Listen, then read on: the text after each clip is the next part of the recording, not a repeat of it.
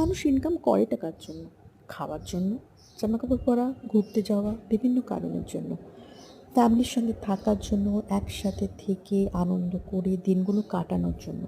আর সেইভাবেই জীবনটা কেটে যেতে যদি যায় তাহলে আর কি চাই বলো তো?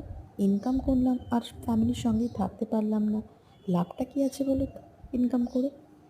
তাই আমি আমার জন্মদিনটা একদম ছাপোষা একটা মধ্যবিত্তের মতনই কাটাই প্রতিবারের মতন। এবার কিন্তু এবারেরটা হচ্ছে একটু স্পেশাল, বিকজ আমার হাজব্যান্ড এবার রাত্রে রান্নাটা করেছিল, এই কাবাবটা করেছিল, তারপরে কেক আনা হয়েছিল, কেক কাটা হলো, সাথে মা বাবা আছে, হাজব্যান্ড, বাচ্চা। আর কি চাই বলো তো লাইফে?